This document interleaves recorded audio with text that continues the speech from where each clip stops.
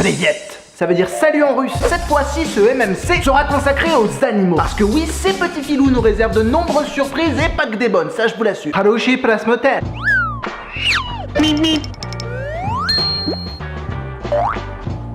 Lâche un like, fais pas ton crevard. Débat. Commençons par une petite anecdote synonyme de maturité. Et pour cela, laissez-moi vous présenter l'araignée banane. Une araignée particulièrement agressive couplée à un venin relativement mortel. Mais en plus de cela, son venin a la particularité non négligeable de déclencher chez l'homme une érection aussi forte que douloureuse. Les scientifiques espèrent pouvoir s'inspirer de ce venin pour créer des médicaments luttant contre les troubles de l'érection. Soyons plus clairs, l'araignée banane, le Viagra de demain. Nos amis les grenouilles ont des yeux.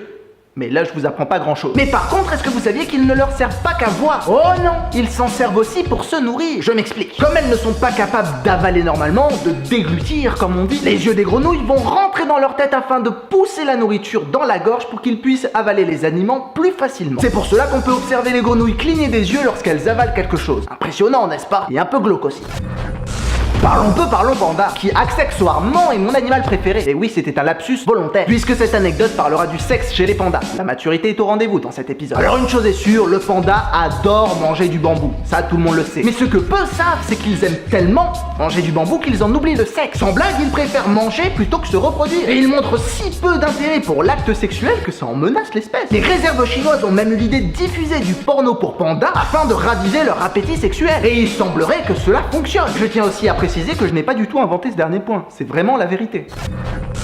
Les pigeons, on n'aime pas trop ça, mais pourtant ça peut être de véritables héros. Et d'ailleurs, l'un d'entre eux, appelé Cher Ami, oui c'est son nom, est un héros, qui a même été distingué pendant la Première Guerre mondiale de la Croix de guerre. Oui, juste ça. Mais pourquoi? Et là, ça je vais vous le dire.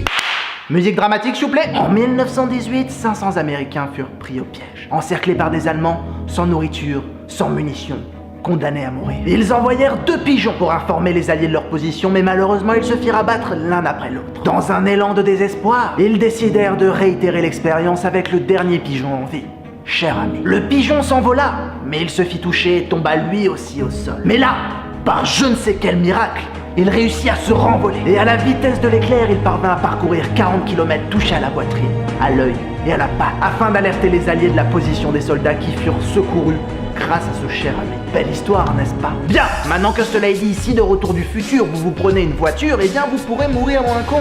Et oui, Dosidaraya.